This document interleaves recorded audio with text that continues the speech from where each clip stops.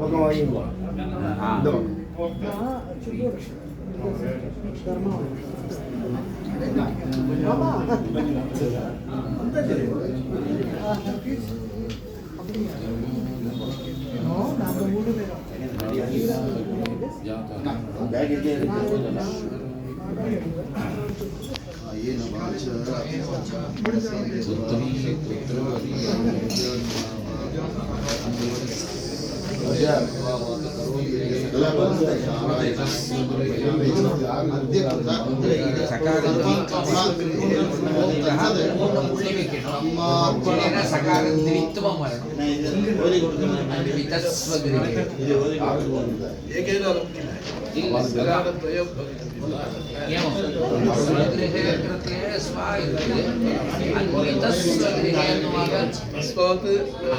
विसर्गार्थम अर्धसकारः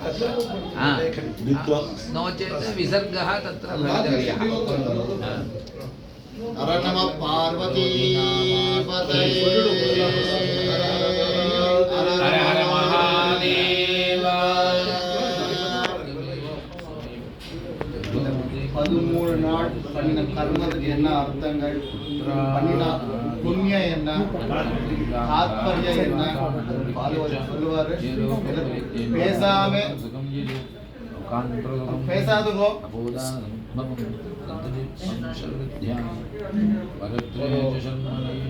half an hour ஆகும். பேசாம இருங்கோ. half an hour சொல்லிட்டு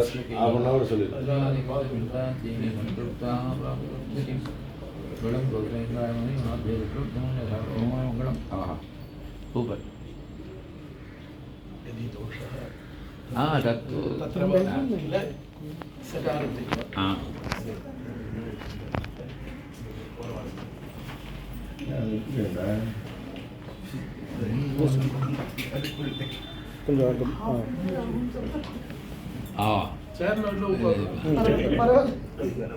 सही बाबू ரைட்.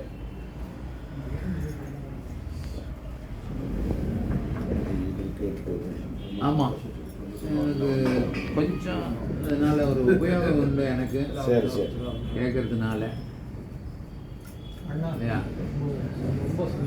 श्रवणायागुर्या सुमंतो विभो यन्न विद्यो आश्चर्यो वक्ता कुशलोस्य लब्धा आश्चर्यो कुशलानुशिष्टः अनुशिष्टः कुशलैः अनुशिष्टः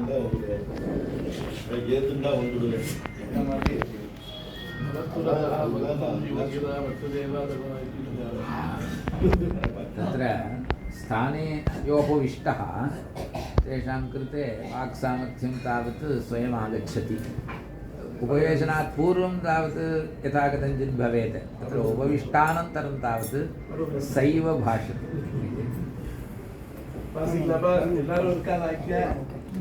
வாங்கோ இங்க மோகன் சுரேஷ் மோகன் கூப்பிடு இங்கே தூக்கி போட்டு அங்கே போடுறோம். ஆழ்மை போடுறது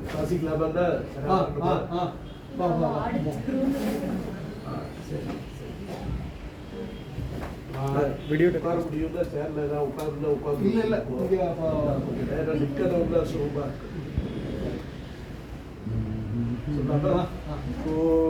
वागीशाद्या सुबलसः सर्वार्थानामुपक्रमे यन्नत्वागतकृत्या स्युः तन्नमामि गजाननं मूकं करोति वाचालं. இங்கெல்லாம் இடம் இருக்கு, முடிஞ்சவா உட்கார்ந்துக்கலாம்.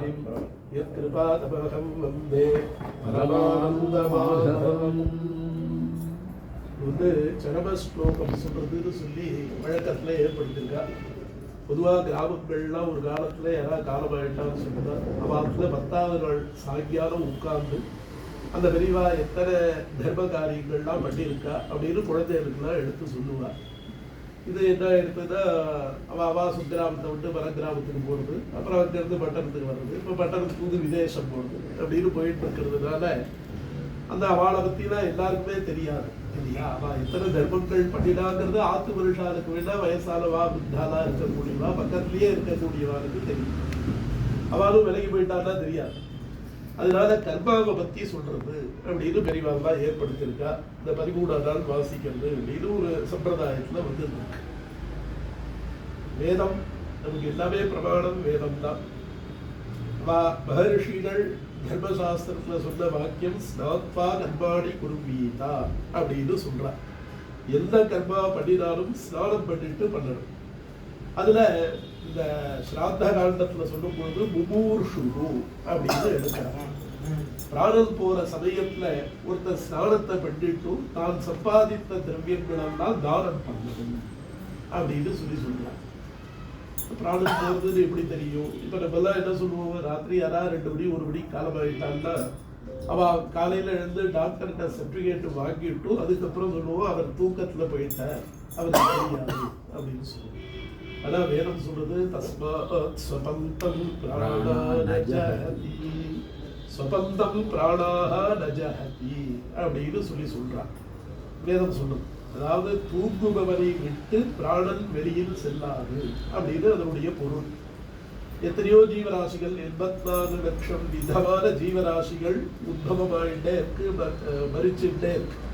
ஜனனம் மரணம்ங்கிற சம்பவம் வரவு செலவு மாதிரி இருந்துட்டு இதுல மனுஷ ஜென்மாவா கிடைக்கிறது ரொம்ப துர்லபம். அதை காட்டிலும் துர்லபம் நமக்கு வர்ணம், பிராமண வர்ணமா கிடைச்சிருக்கு. இதுல நமக்கு காயத்ரி மந்திரம் உபதேசம் கிடைச்சிருக்கு. அத்தீனம் ஒரு பக்கம் இருக்கணும், வேதாத்தீனம் பண்றோம் பண்ணலை அப்படின்னாலும் கூட நகாஜத்ரியா பரோமந்திரா நபாதுர் தெய்வதம் பரம் நான்னோதக சமுதாரம் நத்வாதஸ்யா பரம்வதம் நகாஜத்ரியா பரோமந்திரா நபாதுர் தெய்வதம் பரம் அப்படின்னு நீதி சாஸ்திரம் சொல்றது.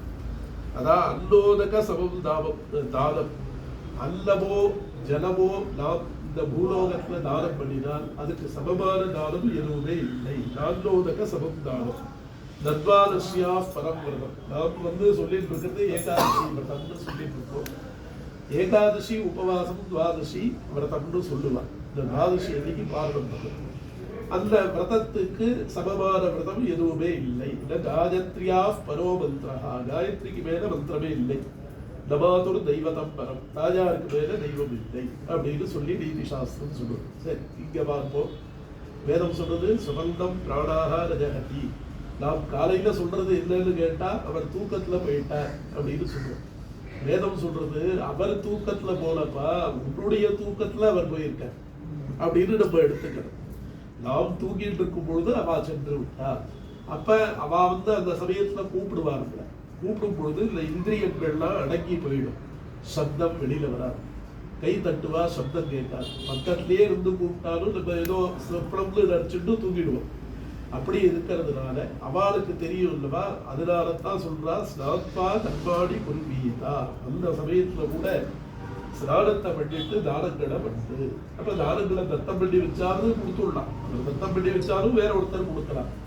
ஸ்நானம் பண்ணணும். ஸ்நானத்தை எப்படி பண்றது? இப்ப எழுந்திருக்கவே முடியாது, கோபால இருக்கா, சவா உடம்பு சரியில்லாம அசக்தனா இருக்கா, எப்படி பண்றதுன்னா ஸ்நானம் 7 விதமா சொல்லிருக்கா. அதாவது மாந்திரம், ஆக்னேயம், பௌவம்னு வரிசையா சொல்லிட்டு போறார். மாந்திரம்னு சொன்னால் நாம் நித்தியமே நதியில ஸ்நானம் பண்ணும் பொழுது 5 விதமான அங்கங்கள் ஸ்நானத்துக்கு சொல்லிருக்கார்.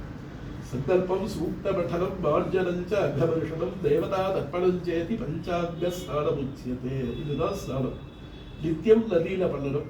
நதியில பண்ண முடியலன்னு சொன்னால் நாம் நம்ம கிணத்துல இறைச்சி ஸ்நானம் பண்ணணும். குளத்துல பண்ணலாம், சவா கிணத்துல பண்ணலாம். எதுவுமே இல்லைன்னு சொன்னால் பகவன் நாமாவை சொல்லிட்டாவது பண்ணணும். சூக்தம் தெரியாது, நான் தீனம் பண்ணிருக்கேன், ஏதோ வயசான காலம் சூக்தங்கள்லாம் மறந்து கொடுத்தோம், அகவருஷன சூக்தம் தெரியாது, என்ன பண்றது? குழந்தை எல்லாம் சூக்தம் அதெல்லாம் எப்படி படிச்சிருக்கோம், அது கூடலே போடலை, குழந்தைகளுக்கு தெரியாது, வயசானவாளுக்கு தெரியல, மந்திரா தீனம் பண்ணலை, என்ன பண்றதுன்னா அதுக்கு நமக்கு ஒரு உபாயம் சொல்லி கொடுத்துருக்கா. கோவிந்தேதி சதா ஸ்நானம், கோவிந்தேதி சதா ஜபம், கோவிந்தேதி சதா தியானம், சதா கோவிந்த கீர்த்தனம். கோவிந்தா கோவிந்தான்னு சொல்லிட்டு ஸ்நானம் பண்ணாலே போரும், சகல பாப்பமும் நமக்கு விலகி போயிடும். அதான் நமக்கு நாம் நினைச்சிட்டு இருக்கோம், நம்ம மேல சோப்பு போட்டு தேய்ச்சிட்டு இருக்கோம், அழுக்கு போடுறது நம்ம நினைச்சிட்டு இருக்கோம். இந்த பகவன் நாமாவை சொல்றதுனால உள்ளுக்குள்ள இருக்கிற அழுக்குலாம் போயிடும், வெளியில இருக்கிற அழுக்கும் போகும். எப்படி போகும்னா பகவன் நாமாவை சொன்னாலே போகும். எந்த கர்மா பண்ணினாலும் எத் கரோஷி எதஸ்டாசி எத் யுகோஷி ததாசி எத் தபஸ்யசி கௌந்தேஜா தத்குருஷ்வ மதர்ப்பணம். அப்படின்னு கீதையில பகவான் சொல்றார். எத் கரோஷி, எல்லா கர்மா வேண்டாலும் பண்ணு, ஹோமம் பண்ணு, போஜனம் பண்ணு, ஸ்நானம் பண்ணு, எதை வேணாலும் பண்ணு, எந்த நாமா வேணாலும் ஜபம் பண்ணு, பஞ்சாட்சரமோ உத்வாசம் எத்தனை அக்ஷரம் வேணாலும் ஜபம் பண்ணு, எல்லாத்தையும் பண்ணிட்டு கடைசியில நாராயணா ஜெயதி சமர்ப்பயாமி.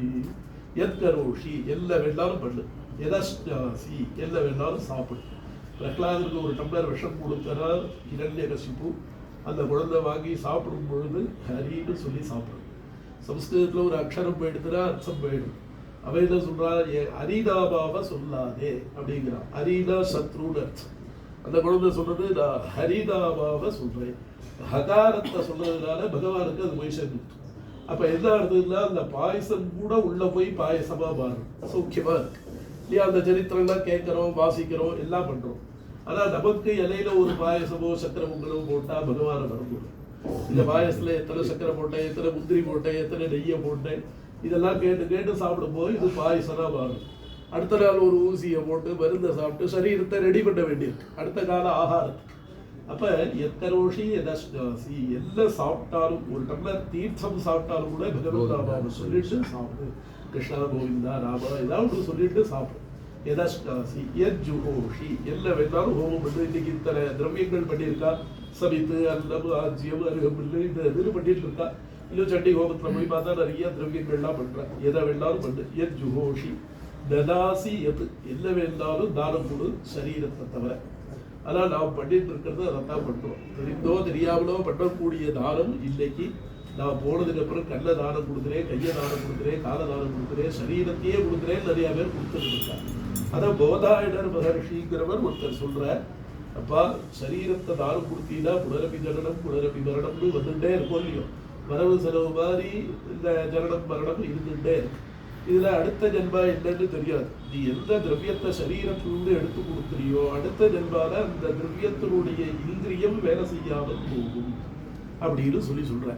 அதனாலதான் சரீரத்தை தகனம் பண்ணும் பொழுது கூட தகனம் பண்ணிட்டு அடுத்த நாள் வந்து அஸ்தியை சேர்த்து எடுக்கும் பொழுது அதுல அங்க வைக்கல்யம் ஏற்பட்டால் அதுக்கு ஒரு பிராயஷ்சித்தம் சொல்றாங்க.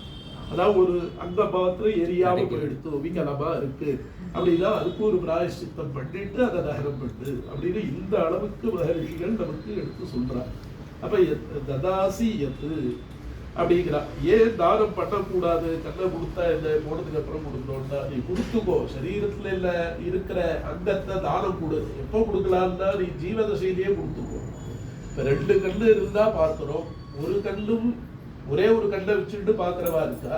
அப்படிங்கும் பொழுது ஒரு கண்ணை வச்சுட்டு இன்னொரு கண்ணில் தானம் கொடுக்குறாரு. கொடுக்க வேண்டும். ஒரு கொசு வந்து கடிச்சாலே அடிச்சு மோட்சத்துக்கு அனுப்பிச்சு விடுவோம். அதையும் இப்ப கையால தொடர்றது இல்லை, அதுக்கு ஒரு பேண்ட் வேற வச்சு விட்டோம். அதையும் மீறி அந்த கொசு கடிச்சதுன்னா டாக்டர் அதுக்கு ஒரு பேரு இது ஸ்கெல்ல கட்டி கலந்து டன்கோடிக்கூறு எடுத்து வைக்கிறார்.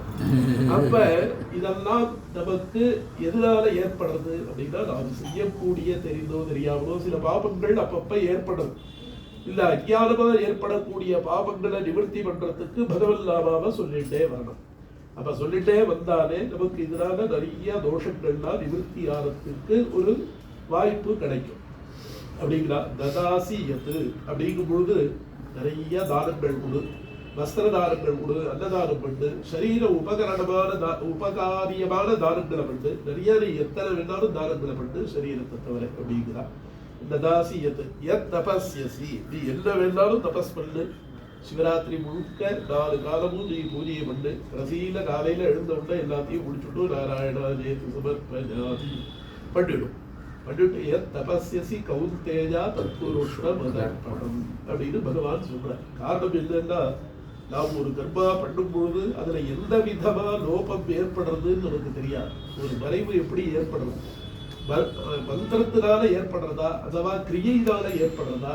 ஆச்சமனம் பண்ணுன்னு வாத்தியார் சொல்ற, ஆச்சமனம் பண்றோம். ஆச்சமனம் பண்றது நாம் அச்சுதாயனமாக சொன்னதுக்கு அப்புறம் ஜலம் குடிக்கிறோமா, அந்த ஜலம் ஹிருதயத்தை போய் ஸ்பரிசம் பண்ற வரைக்கும் காத்திருந்து 2வது பண்றோமா அப்படின்னுலாம் பார்க்கும்போது அதெல்லாம் தெரியாது இல்லையா.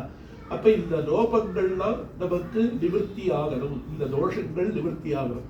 அதுக்காக நான் வந்து நிறைய பாபத்தை பண்ணிட்டு நாராயணா ஜெயதி சமர்ப்பயாமி அப்படின்னா பாபத்தெல்லாம் பகவான் ஏற்றுவாரான்னு.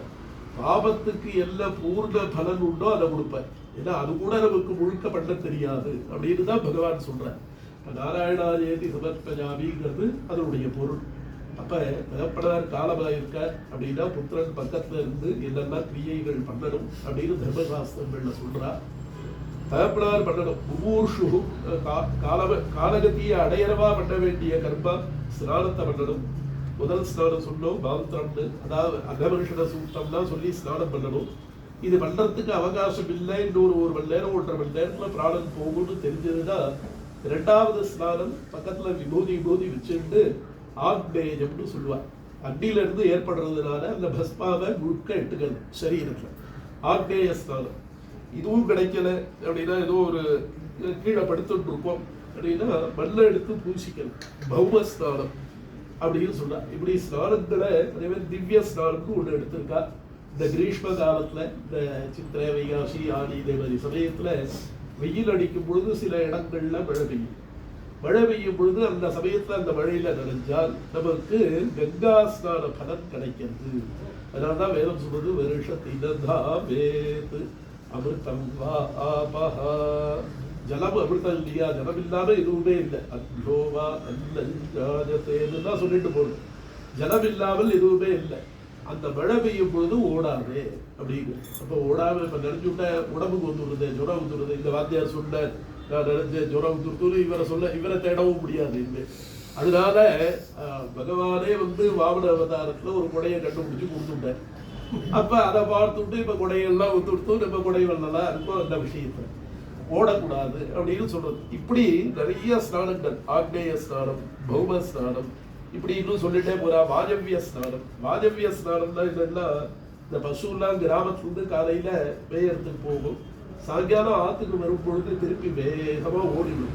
ஒரு 4 மணி 4:30 மணிக்கு மேல கோதூளி காலம்னு அந்த முகூர்த்தத்துக்கு பெயர். அந்த சமயத்துல நாம் அந்த இடத்துல நின்றுட்டு இருந்தால் கிராமத்துல அதனுடைய அந்த குரத்தினுடைய அந்த கால் பாதத்தினுடைய தூளி காத்துல பறந்து நம்ம மேல விழுந்தால் வாயுனால ஏற்படக்கூடியது வாஜவ்யம் அப்படின்னு அந்த ஸ்நானத்துக்கு பெயர். இப்படி எல்லாம் ஸ்நானங்கள் கொடுத்திருக்கா. இதெல்லாம் பண்ணிட்டு நெத்திக்கு நிறைய விபூதி எடுத்துக்கணும், ருத்ராட்ச மாலையை போட்டுக்கணும், சந்திர மாலையை போட்டுக்கணும், கங்காஜலம் பகவத் பாத ஜலத்தை தீர்த்தத்தை சேவனம் பண்ணணும். இதெல்லாம் பண்றதுனால சொர்க்கம் கிடைக்கிறது, மோட்சம் கிடைக்கிறது அப்படிங்கிறா. இது நிறைய தர்மசாஸ்திரங்கள்ல சொல்லிட்டே போறா. இப்ப புத்திரன் பக்கத்துல இருந்து பண்றது அப்படின்னு வச்சிருக்கோம். புத்திரன் பக்கத்துல இருந்து பண்றதுன்னா எத்தனை காலத்துக்குள்ள பண்ணலாம் அப்படின்னு ஒரு காலமும் கொடுக்குறா. ஏன்னா இன்னைக்குதான் நமக்கு டாக்டர் பார்த்து சொல்றா, இல்லை நமக்கு தெரியும். அப்படி இருந்தும் சில பேரை கொண்டு போய் காட்டுல வச்சதுக்கு அப்புறம் எழுந்து வரான்னு சொல்லிலாம் வந்துட்டு இருக்கு. அப்படிங்கும் பொழுது அந்த காலத்துல அதெல்லாம் கண்டுபிடிக்க முடியாது இல்லையா. அதனால மகரிஷிகளே என்ன பண்றா, விம்சதி கட்டிக்காக அப்படின்னு ஒரு காலத்தை கொடுக்குறா. 20 நாழிகை. 20 நாழிகைனா 8 மணி நேரம். இந்த 8 மணி நேரம் நமக்கு அவகாசம். இதுக்குள்ள என்னெல்லாம் பண்ணலாம் அப்படின்னா பிராணன் போயிடுத்துன்னு சொன்னால் போயிடுத்துன்னு தெரிஞ்சால் அதுக்கப்புறம் நாம் சில மந்திர பட்டனங்கள்லாம் சொல்லிருக்கா. அதெல்லாம் பண்ணணும். கர்ண மந்திர பட்டனம், உத்கிராந்தி கோதானம், கங்காஜல பிராசனம், சரீர அபிஷேகம், அலங்காரம், பிராயசித்தங்கள் இருந்தால் பிராயசித்தங்களை பண்றது, பச்சிவாசிக்கு பூத பலி கொடுக்கணும். இந்த தூக்கிட்டு போனோம் கிராமத்துல போகும் பொழுது 3 இடத்துல வச்சு பலி போடுவான். முதல் நாள் பண்ணியிருப்பா, காட்டுல வச்சே பண்ணியிருப்பான். அதெல்லாம் பண்ணணும். அப்படி பண்ணிட்டு போகும்பொழுது நமக்கு அந்த கால அவகாசம் என்ன கர்மா ஆரம்பிக்கணும்னாலே நம்ம முக்கியமா போயிட்டாலும் தெரிஞ்ச உடனே பண்ண வேண்டியது ஒரு 2-3 கர்மா சொல்லிருக்கா. உத்கிராந்தி கோதானம், கர்ணமந்திர பட்டனம், உபனிஷத் பாராயணம், இதெல்லாம் பண்ணணும். இல்லைன்னு கேட்டா ஒரு ஜனனமானாலும் மரணமானாலும் 3.25 நாழிகை அந்த முக்கியமான கர்த்தாவுக்கு தீட்டு கிடையாது. இப்போ ஒருத்தருக்கு குழந்தை பிறக்கிறது அப்படின்னா அந்த 3.25 நாழிகைக்குள்ள தொப்புள் கொடி கட் பண்றதுக்குள்ள அவ என்னெல்லாம் பண்ணலாம், ஜாதகர்மா பண்ணலாம், வரதானம் பண்ணலாம். அதாவது நதி ஸ்நானத்தை முதல்ல பண்ணணும். அங்கேயும் தான் சொல்றேன், நீ என்ன காலவ இது குழந்தை பிறந்திருக்குன்னு தெரிஞ்சாலே ஆப்பிளார் மேல இருந்து கீழே குதிக்கணும். நதியில குதிச்ச உடனே அந்த நதி ஜலமாகப்பட்டது பிதிருலோகம் வரைக்கும் போகணும். வசூ, ருத்ரன், ஆதித்யன்னு 3 ஸ்தானம் பிதிருலோகத்துல இருக்கு. ஆதித்ய ஸ்தானத்துல உள்ள பித்ருக்களுக்கு சூச்சனம், வம்சம் அபிவிருத்தியா எடுத்து உங்க அனுகிரகம் கிடைச்சுடுத்து அப்படின்னு. அப்ப அவெல்லாம் திருப்தி படுவாலாம். ஆஹாரப வம்சம் அபிவிருத்தியா எடுத்து அவளுக்கு தெரிவிச்சுட்டோம் இல்லையா, உடனே வரணும். வந்த உடனே நாந்தி ஸ்ராத்தம் பண்ணணும். நாந்தி ஸ்ராத்தத்தை பண்ணிட்டு வரதானம் பண்ணணும். வரதானம் பண்றது பூலோகத்துல உள்ளவாளுக்கு தான் தெரிவிக்கிறது. அதான் குழந்தை பிறந்திருக்கு அப்படின்னு அவளுக்குலாம் தெரியும் இல்லையோ. ஆத்துக்கு வந்தான்னா இப்ப கல்யாணமா இருந்தா ஒரு இது வெத்தலை பாக்கு அப்படின்னா கொடுக்குறோம், தாம்பூல கவர்லாம் கொடுக்குறோம். இதெல்லாம் ஒரு சூச்சனை. அப்ப கொடுக்கும் பொழுது ஓய் வாக்குல குழந்தை பிறந்திருக்கு அப்படின்னு தெரியும். அதுக்கப்புறம் ஜாத கர்ப்பாங்கிற கர்ப்பாவை பண்ணணும். என்னதான் பண்ணினாலும் அந்த குழந்தைய 10 நாளைக்கு பேர் சொல்லி கூப்பிட முடியாது. நம்ம பாரத தேசத்துல இன்னைய வரைக்கும் அப்படிதான் இருக்கு. அப்ப கூப்பிட முடியாது. 11ஆவது நாள் தான் நாமகரணம் பண்ணணும். அது வரைக்கும் என்ன கூப்பிடுறது? இப்ப உள்ள குழந்தைன்னா ராமா கிருஷ்ணா கோவிந்தா சிவாது பகவன் நாமாவை சொல்லிட்டு வரலாம். ஸ்ரீ குழந்தைன்னா அம்பாள் பேரை சொல்லிட்டு வரலாம். லட்சுமி சரஸ்வதிக்கும் அம்பாள் பேரை சொல்லி கூப்பிடலாம். 11ஆவது நாள் நாமகரணம் பண்ணினதுக்கு அப்புறம் தான் பேரை சொல்லி கூப்பிட முடியும் இல்லையா? அதனால அந்த குழந்தையுடைய தகப்பனாருக்கு 3.25 நாழிகை தீட்டு கிடையாது. அப்ப அந்த குழந்தை ஜனனம் செய்யும் பொழுது தகப்பனார் பக்கத்துல இருக்கணும் அப்படின்னு தெரியுது. அதே மாதிரி தகப்பனார் காலமாகும் பொழுது புத்திரன் பக்கத்துல இருக்கணும். பக்கத்துல இருந்து இந்த கர்மாவெல்லாம் பண்ணணும். 3.25 நாழிகைக்குள்ள என்னெல்லாம் பண்ணலாம் அப்படின்னா வைத்தரணி கோதாரம், இது உட்கிராந்தி கோதாரத்தை பண்ணலாம், கர்ணமந்திர பட்டணத்தை பண்ணலாம். அதுக்கப்புறம் அவருக்கு சொன்ன பிராயசித்தங்களை பண்ணலாம். ஏன்னா அவரே பண்ணணும்னு இருந்தது, அவரால் பண்ண முடியல. புத்திரன் அந்த ஸ்தானத்துல பக்கத்துல இருந்து புண்ணாம்னோ நரகாத்ராஜதே இது புத்திரஹா அப்படின்னு சொல்லுவார். அந்த சப்தத்தினால அவன் பக்கத்துல இருந்து இந்த கர்மாவெல்லாம் பண்ணணும். இப்ப கர்மா பண்றதுக்கு அதிகாரிகள் யாரு? ஒருத்தர் காலமாயிட்டான்னு சொன்னா அந்த காலத்துல 8 குழந்தைகள் 10 குழந்தைகள் இருப்பா. அப்ப பெரியவன் பண்றதா சின்னவன் பண்றதா நடுவுல உள்ளவன் பண்றதா யாரு கர்மாவை பண்றது அப்படின்லாம் கேள்வி வருங்கிறதுனால தர்மசாஸ்திரத்தை இதெல்லாம் முதல்லயே சொல்லிட்டாலாம். ஒரு 30 பேர் 32 பேர் லிஸ்ட்ல கொடுத்துட்டான். யாரு பண்ணணும் அப்படின்னா பெரியவனா ஜேஷ்டனா யார் இருக்கானோ சர்வ ஜேஷ்டன் அவன் பண்ணணும். அவன் சாமீக்கியமா இல்லை அப்படின்னா அடுத்து உள்ளவன் பண்ணணும். இப்ப அவ ஆரம்பத்துல பிறந்தவ ரெட்டையா இருந்தான்னா யாரு பண்றது அப்படின்னா அதையும் தர்மசாஸ்திரங்கள்ல மகரிஷிகள் சொல்லுதா. இரண்யகசிப்புன்னு எடுத்து அந்த ரெட்டையில எப்படி தீர்மானம் பண்றது, பார்ஸ்வ கர்ப்பமா உபரி கர்ப்பமா அப்படிங்கிறதெல்லாம் எடுத்து அதுல யாரு பெரியவன், அது யாரு பண்றதுக்கு அதிகாரி அப்படிங்கிறதெல்லாம் சொல்லிட்டு போறான்.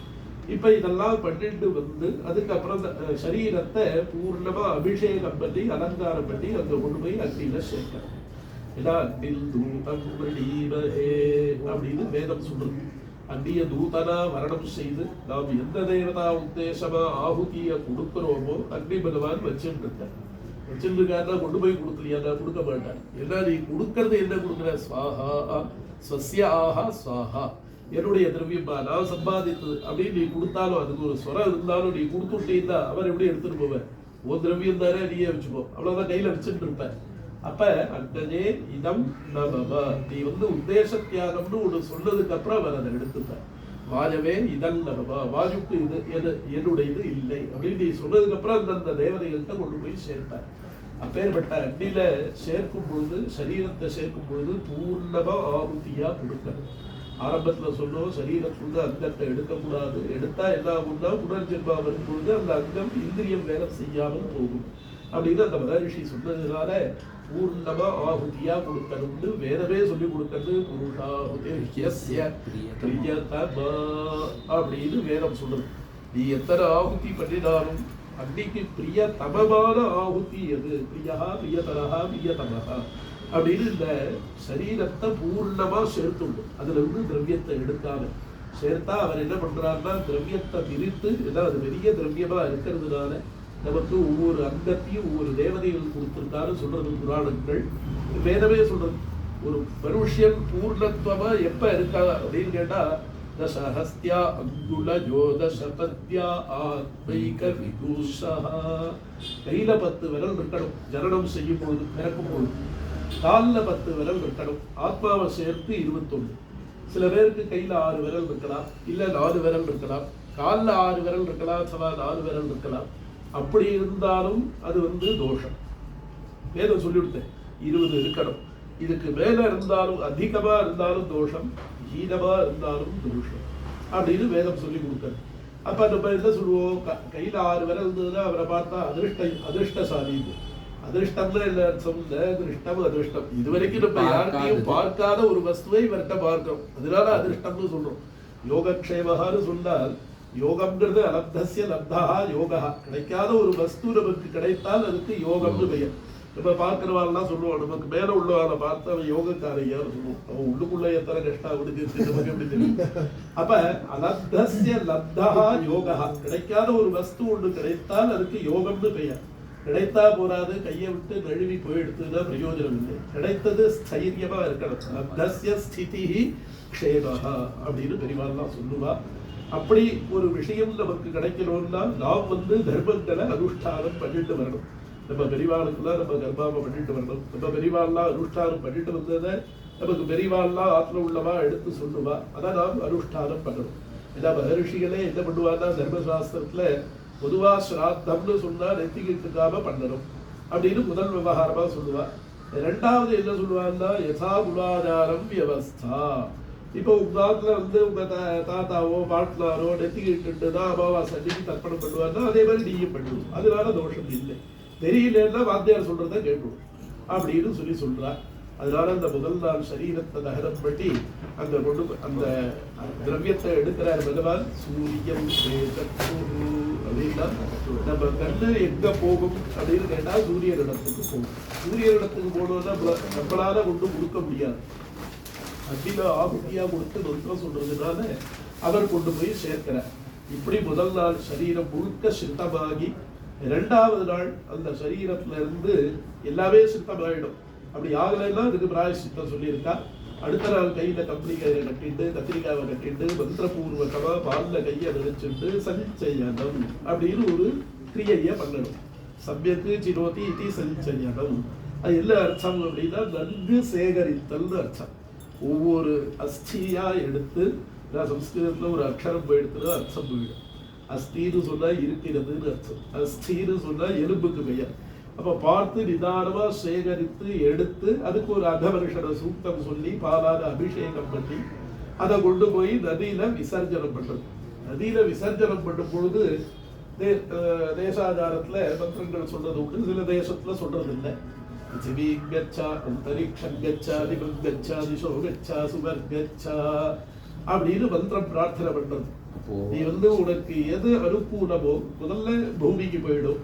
அந்தரிக்ஷம் கச்சா ஆகாசத்துக்கு போ, சொர்க்கத்துக்கு போ, திவம் கச்சா, திசோ கச்சா, திக்குகளுக்கு போ, சுவர் கச்சா சொர்க்கத்துக்கு போ. சொர்க்கத்துக்கு போனாலும் சொர்க்கத்துல புண்ணியங்கள் இருக்கிற வரைக்கும் வாசம் பண்ணலாம். புண்ணியங்கள்லாம் தீர்ந்துனா புனரவி இறங்கித்தான் ஆகணும். அப்ப இறங்குற மார்க்கத்தையும் வேலவே சொல்லி கொடுக்கறது. பொத்துரு மேல இருந்து ஊத்துறாரு. புனः சுவர்கச்சா, திசோ கச்சா, திவம் கச்சா, அந்தரிக்ஷம் கச்சா, பிருத்திவீம் கச்சா, அபோவா கச்சா. ஜலத்லியா போய் சேரும். அதனால்தான் பகவான் கீதையில சொல்லும்போது யஜ்ஞாத் பவதி பஞ்சன்யா, பஞ்சன்யாத் சல்லசம் யஜ்ஞ கர்ம சமுத்பவः, யஜ்ஞ கர்ம சமுத்பவः, கர்ம பிரம்மோத்பவம் வித்தி, கர்ம பிரம்மோத்பவம் வித்தி, பிரம்ம அக்ஷர சமுத்பவம், பிரம்ம அக்ஷர சமுத்பவம். தஸ்மாத் நித்யம் யஜ்ஞே பிரதிஷ்டிதம். தஸ்மாத் யஜ்ஞே பஞ்சன்யாத் அன்னசம்பவः, அன்னசம்பவः இது அன்யத்ர ஸ்லோகமேக வந்தது. அப்ப நம்ம பண்ணக்கூடிய ஹோமத்துல இருந்து நம்ம பித்ருக்களுக்கு ஆಹುತಿ பண்றோம்னு சொன்னா அது தூப மூலமா போய் பஞ்சன்யமாக சேர்ந்து ஆகாசத்துல அந்த பஞ்சன்யத்துல ஒரு துளியா ஜலத்துளியா அவ இருந்து அந்த ஜலத்துளி எங்க விழறதோ அதுக்கேற்றாற் போல் அவளுக்கு ஜீவனாம்சம் கிடைச்சிருக்கு. அது சமுத்திரத்துல மத்தியிலையும் விழலாம், சாக்கடையிலையும் விழலாம், வயல்லையும் விழலாம், அம்சபக்ஷிக்கும் விழலாம். அதுதான் ஆகாரம். அது மேலேயும் விழலாம். அங்க ஒரு துவாரம் இருக்கும். அது மேல இருந்து டைரக்டா ஜலம் விழும்போது அது மாத்திரம் தான் அந்த ஆகாரம். அப்ப அப்படியும் இருக்கலாம். இல்ல ஒரு வயல்ல விழுந்து அதை யாரை சாப்பிடலாம், பூனை சாப்பிடலாம், கிராமிய பசு, இது வண்டிய பசு, இப்படி இது வேணாலும் சாப்பிடலாம். நம்ம எல்லாத்தையும் மீறி அந்த அரிசி நம்ம கைக்கு பகவானுக்கு நிவேதனம் பண்ணி யாருக்கோ ஒருத்தருக்கு ஒரு பிராமணனுக்கு ஆதித்யம் பண்ணினால் அப்படியும் அவ வரலாம். அவருடைய ஜீவன்கிறது. அதனாலதான் பாத்துல ஸ்ராத்தம்னு சொன்னால் கிராமத்துக்கு ஒரு சன்னியாசி வந்திருந்தாருன்னா முதல்ல அவர்கிட்ட போய் 2 தேங்காவை கொடுத்து நமஸ்காரம் பண்ணிட்டு வரணும்னு பெரியவாள்லாம் சொல்லுவார். எங்காலத்துல இன்னைக்கு ஸ்ராத்தம். ஏன்னா அவ சன்னியாசி ஆகட்டும், பிரம்மச்சாரி ஆகட்டும், பிக்ஷை வாங்கணும்னா கிரகஸ்தனாத்துக்கு தான் வரணும். அவ தனியா சமைச்சு சாப்பிடக்கூடாது. சன்னியாசியும் பிரம்மச்சாரியும் வானப்பிரஸ்தனும் இப்படிதான். அதான் கலியில வானப்பிரஸ்தன் விட்டுருக்கா, எடுக்கலை. அப்படிங்கும் பொழுது அவ பிக்ஷை வாங்கி சாப்பிடணும். பிக்ஷை வாங்கணும்னு நேரான பார்த்து ஒத்துட்டாரு. பார்த்து ஸ்ராத்தம் நம்ம எப்படி ஸ்ராத்தம் பண்ணாம போடுறது அப்படிங்கிற ஒரு இதெல்லாம் வரும். அவால வச்சுட்டு ஸ்ராத்தம் பண்ணணும். அப்படி பண்ணும் பொழுது அவருக்கு நிறைய பிராயஷ்சித்தங்கள்லாம் சொல்றாங்க. அதனால அவருக்கு சூச்சனம் பண்ணணும். இதே மாதிரி எல்லாத்துல இன்னைக்கு சாத்தம் அப்படிங்கிறத சொல்லணும். இப்ப இந்த 2வது நாள் இதெல்லாம் பண்ணிட்டு முதல் நாளே கர்த்தாவாகப்பட்ட புத்திரனா இருந்தால்தான் கல்ல ஸ்தாபனம் பண்ணணும். பாஷால ஸ்தாபனம்னு சொல்லுவா. தடாக தீரம் கிரகத்வாரம்னு 2 முண்டத்தை வைத்து அதுல கல்ல ஸ்தாபனம் பண்ணி மந்திர ரூபமா ஆவாகனம் செய்து மந்திரத்தை சொல்லி நம்ம ஆவாகனம் பண்ணிவிட்டா அந்த வந்துருவா. எப்படி வருவாங்க கேட்டா மந்திரத்துல நமக்கு விசுவாசம் வேணும். மந்திரே தீர்த்தே த்விஜே தெய்வே தெய்வக்கே பேஷதே குரு யாதுஷி பாவனா யஸ்ய சித்திர் பவதி தாதுஷி அப்படின்பா. மந்திரத்திலையும் தீர்த்தத்திலையும் த்விஜரிடத்திலையும் தெய்வத்தினிடத்திலையும் தெய்வஜரிடத்திலையும் ஜோதிஷரிடத்திலையும் பேஷதே குரு ஒரு வைத்தியரிடத்திலையும் குருவினிடத்திலையும் நமக்கு எந்த அளவுக்கு ஒரு விசுவாசம் இருக்கோ அதுக்கு தகுந்த மாதிரி அதுக்கு நமக்கு பலன் கிடைக்கும். அப்ப நமக்கு எந்த இடத்துல இருக்கோ இல்லையோ நிச்சயமா பேஷஜர் இடத்துல இருக்கு, ஒரு வைத்தியர் இடத்துல இருக்கு. அவ 3 நாளைக்கு இந்த மருந்தை சாப்பிடு, மாத்திரையை சாப்பிடு, ரசத்தை சாப்பிடு, எதையும் சாப்பிடாதுன்னா எல்லாத்தையும் கேட்டு சாப்பிடும் சரியா போயிடும். அதுவும் ஒரு விசுவாசம் தான், அதுக்கும் ஒரு காரணம். அப்படிங்கிறதுனால மந்திரத்துல நமக்கு விசுவாசம் வேணும். அவான பண்றோம் ஏகி அப்படின்னு சொல்லி பண்ணிட உடனே அவ அந்த இடத்துக்கு வந்துடுவான். வந்த உடனே அது எப்படி வராதா அவருக்கு ரூபம் கிடைக்காது. ரூபம் இல்லாததுனால ஒரு இதா சிலையில சேருவா. வாசோதகம் தினோதகம்னு முதல் நாள்ல தொடங்கி 10 நாள் பரியந்தம் கொடுக்கணும். கொடுத்துட்டு கிரகத்வாரத்துக்கு வரணும். அந்த ஆத்து வாசல்ல திண்ணையில ஒரு ஸ்தாபனம் கல்ல ஸ்தாபனம் பண்ணி அங்கேயும் ஆவாகனம் பண்ணி இதையேகின்னு சொல்லி பிண்டம் பலிப்படாது. இதெல்லாம் 10 நாளைக்கு பண்ணணும் அப்படின்னு கருட புராணத்துல ரிஷிய சுத்த மகரிஷின்னு ஒருத்தர் சொல்றார். பிரசவே ஹரிய பிண்டா தேன பூர்தாபிஜாஜதே சக்ஷுஸ்ரோத்ரேடாசிகாச்சா திதீயே ஹரிஜாஜதே அப்படின்னு சொல்றார். முதல் நாள் பிண்டத்தினால நம்ம வைக்கும் பொழுது தலபாகம் ஒன்று பூமியில உருவாகுது. 2வது நாள் பிண்டத்தினால கண்ணு காது மூக்கு இந்த அவயவங்கள், 3வது நாள் கிரீவம், 4வது நாள் புஜம், ஒவ்வொன்றா சொல்லிட்டே போறா. 10வது நாள் பூர்த்தியான சரீரத்தை அடையறா. அன்னைக்கு பசியும் தாகமும் கோரமா இருக்கும். அப்ப கோரமா இருக்கும் பொழுது அது அகோரமாக நிறைய பேர் பயப்படுத்துவா, அகோரமூர்த்தின்பா. அகோரமூர்த்தினா சாந்தமூர்த்தின்னு அர்த்தம். அப்ப கோரம் இல்லாதவாளுக்குதான் அகோரம்னு பெயர். இங்க அகோரமாக்கணும்னு சொன்னா தசராத்திர ஜாதிகள்லாம் தர்ப்பணம் பண்ணணும். அப்ப நிறைய ஜலம் கிடைக்கும். 10 நாள் தீர்த்தம் அவருக்கு கிடைக்கல. அதே சமயத்துல நித்தியமே அளவு பார்த்து பிண்டம்னா இந்த அளவு, பலிப்பிரதானம்னா இந்த அளவுன்னு கொடுத்துட்டு அன்னைக்கு அதையும் கொடுத்து ஸ்திரீகள்லாம் சேர்ந்து அளவு பார்க்காமல் ஒரு ஆகாரம், அதுக்கு பிரபூதம்னு பெயர். அளவு பார்க்காமல் கொடுக்கறது. அதையும் எப்படி கொடுக்கணும்னா உப்பு உரப்பு சேர்க்காம கொடுக்கணும்னு மகரிஷிகள் சொல்றாங்க. நமக்கு தெரியாது, எல்லாம் சாமான்யமா பண்ணிட்டு இருக்கோம். அவ எதுக்கா அதெல்லாம் சொல்லிருக்கா அப்படின்னா, உப்பு சேர்த்தால் ருச்சி இருக்கும், ருச்சி இருந்தா திருப்தி இருக்காது, திருப்தி இல்லாம பித்ருலோகத்துக்கு போனா நமக்கு சௌக்கியம் கிடைக்காது. அப்படிங்கிறதுனால திருப்தியோட அவ பிரயாணத்தை பண்ணணும். அப்படிங்கிறதுனால நிறைய பக்ஷணங்களை சேர்த்து கொடுத்து அவளை திருப்தி படுத்துறது. அதுக்கப்புறம் இந்த கல்லெல்லாம் கொண்டு போய் விசர்ஜனம் பண்ணிட்டு ஸ்நானம் பண்ணி வபனம் பண்ணி அதுக்கப்புறம் பிராமணாள்கிட்ட ஆரோக்கியம் கேட்டுட்டு வபனம் பண்ணி ஸ்நானம் பண்ணி அதுக்கு ஒரு 3-4 ஸ்நானங்கள் வரும். இது இத்தனையும் பண்ணிட்டு கிராமத்துக்கு ஸ்மசானத்துக்கு நடுவுல ஒரு ஹோமம். இது எதிர்வேதத்துக்கு சொல்லிருக்கா. ரிக்வேதத்துக்கும் உண்டு சாந்தி ஹோமம், ஆனந்த ஹோமம். எதிர்வேதத்துல ஆபஸ்தம்ப சூத்திரத்துக்கு அவரந்த ஹோமம் உண்டு விசேஷமா சொல்லிருக்கேன். இந்த சாந்தி ஹோமம் எதுக்காக பண்றது அப்படின்னு கேட்டா, தசராத்திர ஜாதிகள் 10 நாள் தீட்டு காத்துட்டு இருப்பா. தீட்டுனால சில பாபங்கள்லாம் ஏற்படும். இந்த பாபங்கள்லாம் நிவர்த்தி ஆகணும். கண்ணுக்கு தெரியாது. நிருஹரணார்த்தம் ஆசௌச்ச நிவர்த்தி அர்த்தம். யாருக்குன்னு கேட்டா, பபச்ச சர்வேஷாம் ஜாதினா, எனக்கும் ஜாதிகளுக்கும் நிவர்த்தி ஆகணும்னு சொல்லி சாந்தி ஹோமத்தை பண்றது. அந்த ஹோமத்துல சம்பாதம்னு ஒண்ணு எடுத்து வைப்பார். அதான் கொஞ்சம் கொஞ்சம் ஒவ்வொரு சுத்தா நெய் விட்டுட்டே வருவா வேற ஒரு கிண்ணத்துல. அந்த நெய்யை எடுத்து ஸ்திரீகளுக்கெல்லாம் கொடுக்கணும், சுமங்கலிகளுக்கெல்லாம் கொடுக்கணும், கண்ணுக்கு கீழே தடவிக்கணும். எதுக்காக அப்படின்னா, அதாவது முதல் நாள் ஒருத்தர் காலமாயிட்டான்னா அழப்படாதுன்னு மகரிஷிகள் பேசுறான். அதுல ஒரு மகரிஷி சொல்றாரு, எப்படி முடியும், சாமான்யமா அழாம இருக்க முடியுமா, அழுதுட்டோம் அதுக்கு என்ன பிராயச்சித்தம், அதை சொல்லும்போதுனா 10வது நாள் சப்பாதம்னு எடுத்து வச்சு கொடுத்தா கண்ணுக்கு கீழே ஸ்திரீகள்லாம் தடவிட்டான்னா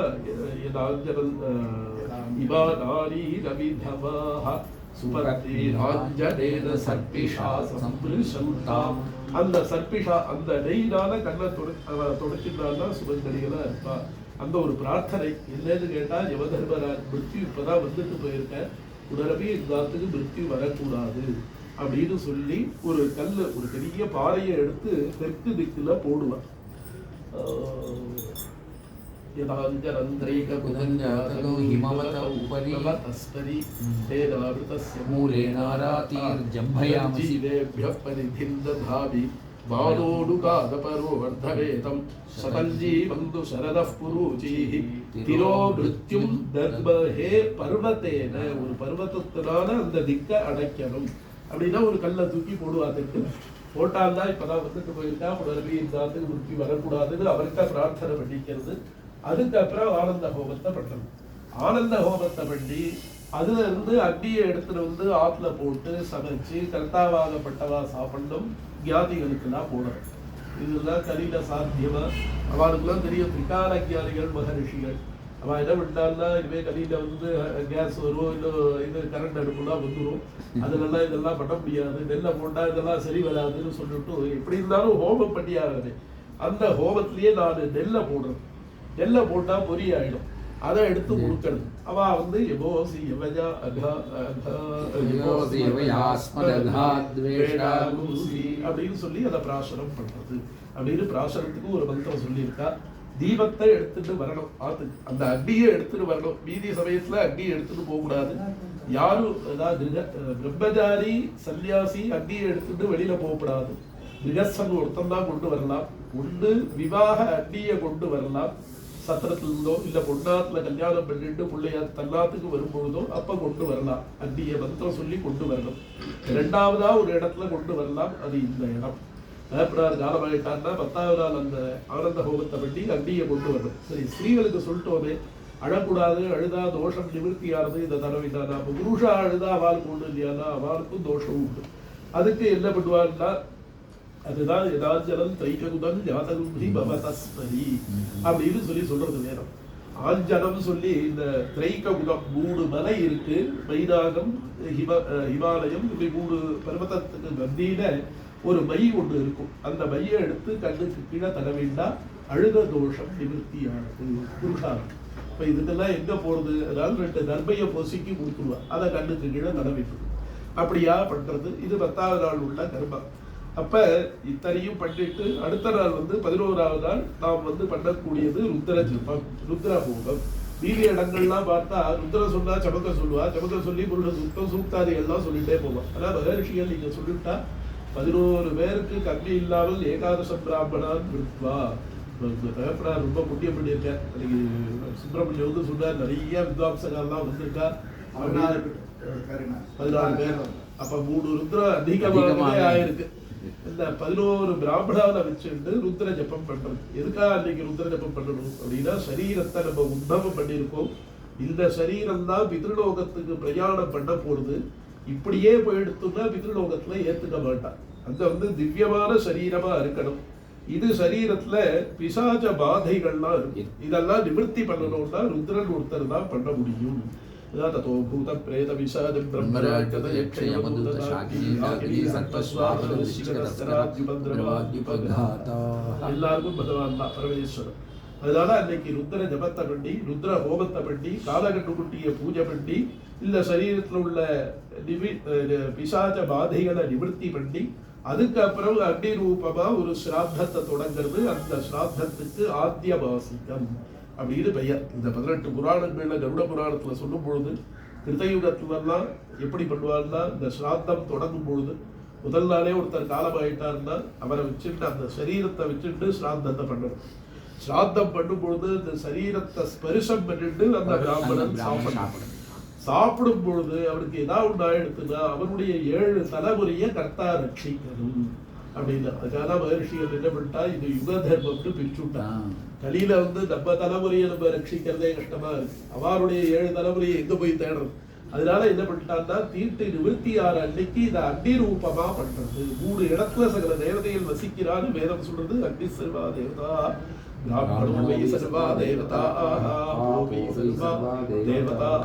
இந்த 3 இடத்துல ஜலத்துல, அக்னில, பிராமணார் இடத்துல, 3 பேர் இடத்துலயும் சகல தேவதைகளும் வசிக்கிறா. அதனால அக்னி ரூபமா அந்த சிராத்தத்தை பண்ணிடும். ஆத்தியவாசிகத்தை அக்னி ரூபமா பண்ணி, அதுலயும் பாருங்க அளவுலாம் சொல்லிருக்கா, 32 கபல ஆகுதி. ஒரு கிரகஸ்தன் பகல்ல எத்தனை சாப்பிடலாம், ராத்திரி எத்தனை சாப்பிடலாம், எப்ப சாப்பிடணும் அப்படிங்கறதெல்லாம் காலம் தான் வகுத்து கொடுத்துருக்கு, வேதம் கொடுத்துருக்கு. மகர்ஷிகள் சொல்ற 32 கமலம் தான் சாப்பிடலாம். ஆனா 32 பிடி சாப்பிடலாம். நம்ம இதுக்கு வேலையும் சாப்பிடுறோம், கம்மியா சாப்பிடுறோம். காரணம் என்னன்னா ஒரு நாளைக்கு 2 வேளை தான் பரிசேதனம் வேதம் சொல்லுது.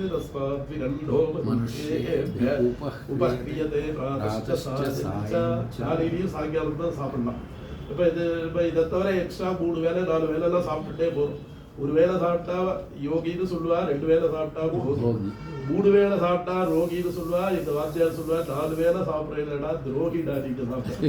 காரணம் என்னன்னா சாயங்காலம் பசிக்கும், வேதம் சொல்லும் பொழுது பசிக்கும், கரைச்சி கொடுப்பா மோர் சாதம், அதுக்கெல்லாம் சொல்லுவா அப்படின்னு. அப்ப இந்த 2 வேளை தான் பரிசேதனம் பண்ணி சாப்பிடலாம். அதுக்கு ஆகுதி கணக்குலாம் சொல்லுவா. அந்த அளவுல அவளுக்கு 32 கமல சங்கியை கொடுத்து ஸ்ராத்தத்தை பூர்த்தி பண்றது. அதுக்கப்புறம் அதே ஸ்ராத்தத்தை ஒரு பிராமணால வைத்து பண்றது. ஒரு கர்மாவை பண்ணி புனரபி அதுக்கு அதை பண்ணினோம்னா அதுக்கு ஆவர்த்தாத்திய மாசிக்கம். மறுபடியும் அந்த ஒரு பிராமணால வச்சு பண்ணிட்டும் அடுத்த நாள் சமிண்டீகரணம், 12வது நாள் சமிண்டீகரணம். இது முக்கியமான ஸ்ராத்தம். நம்ம மேற்கொண்டு பண்ணக்கூடிய ஸ்ராத்தங்களுக்கெல்லாம் மூலமான ஸ்ராத்தம் சமிண்டீகரணம் தான். இதை வச்சுதான் எல்லா ஸ்ராத்தங்களும் நடக்க போறது. அப்ப இந்த மீதி 11 நாள் பண்ணின ஸ்ராத்தங்கள்லாம் ஏகோத்திஷ்டம்னு சொல்லுவா. இந்த 12ஆம் நாள் பண்றத ஏகோத்திஷ்டம் பார்வணம் ரெண்டையும் கலந்து பண்றது, விஸ்ரமமா பண்றது.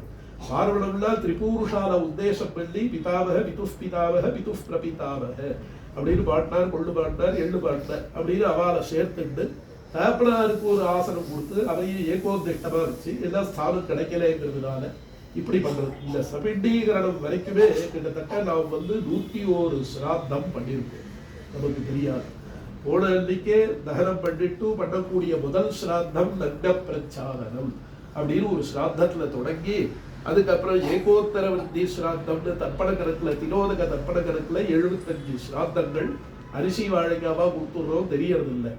அடுத்தது நவஸ்ராத்தம்னு சொல்லி 6 பண்றோம். அது ஒத்தப்பட நாட்கள்ல விஷம தினம்னு சொல்லியிருப்பா. 1, 3, 5, 7, 9, 11 இந்த நாட்கள்ல பண்ணிட்டு வரக்கூடிய 6 ஸ்ராத்தம். ஆக 81, 82 நட்ட பிரச்சாதனத்தை சேர்த்து இதுக்கப்புறம் ஆத்திய மாசிகம் ஆவர்த்தம்னு சொல்லி 2 பண்ணியிருக்கோம். அப்ப என்னாச்சு 84 ஆயிடுச்சு. இது சபிண்டீகரணம். சபிண்டீகரணத்துக்கு முதல் நாளே 15 ஏகோத்திஷ்டத்தை பண்ணணும். ஒருத்தரை உத்தேசம் பண்ணி பண்ணினால் அதுக்கு ஏகோத்திஷ்டம்னு பெயர். இது இந்த இடத்துல நிமித்தத்துக்கு பண்ணக்கூடிய ஏகோத்திஷ்டம். பார்வணத்து இந்த நம்ம சபிண்டீகரணத்துக்கு அப்புறமும் சில பேருக்கெல்லாம் ஏகோத்திஷ்டமா வரும். அதனால ஏகோத்திஷ்டம்னா இப்படின்னு அர்த்தம் பண்ணிக்க கூடாது. ஒருத்தரை உத்தேசம் பண்ணின்னு சொன்னா சில பேருக்கெல்லாம் ஒரே ரூபம் தான் அப்படின்னு சொல்லுங்க. பாபாவுக்கு குழந்தை இல்லை அப்படின்னா பகவான் கர்மா பண்றான் அப்படின்னா பாத்துலன் அப்படிங்கிற ஒரே ரூபம் வசு ரூபம், அதுக்கும் ஏகோத்திஷ்டம்னு பெயர். இது சபிண்டீகரணத்துக்கு அப்புறமும் அவளுக்கு அப்படியே தொடரும். ஆனால் இந்த சபிண்டீகரணத்துக்கு அன்னைக்கு 15 ஸ்ராத்தங்களை பண்ணணும். ஏற்கனவே ஒன்று பண்ணிட்டோம். ஆத்திய மாசிகம் மொத்தம் 16 மாசிகம். காலமானது 1 வருஷ பரியந்தம் 12 திதி மாசிகம் வரும். மாசா மாசம் இந்த கிருஷ்ணபக்ஷம் துவாதசி அப்படிங்கிற திதி வந்துட்டே இருக்கும். இந்த திதியில 12 மாசம் பூர்த்தியா பண்ணணும். அப்ப 12 ஆயிடும். நாள் கணக்குல ஊனமாசிகள் 27க்கு மேல 30, 40க்கு மேல 45, 170க்கு மேல 180, 340க்கு மேல 355 இப்படி நாட்கள் கணக்கெல்லாம் கொடுத்துருக்காங்க. எதுக்காக கேட்டா பண்ணக்கூடிய ரத்தாவுடைய ஜென்ம நட்சத்திரமா இருக்கக்கூடாது. அப்படி பார்த்தா அந்த காலத்துல 10 குழந்தை 10 பேருடைய நட்சத்திரத்தையும் பார்த்துருந்தா சாத்தமே வராது, ஊனமாசியும் விட்டே போயிடும்.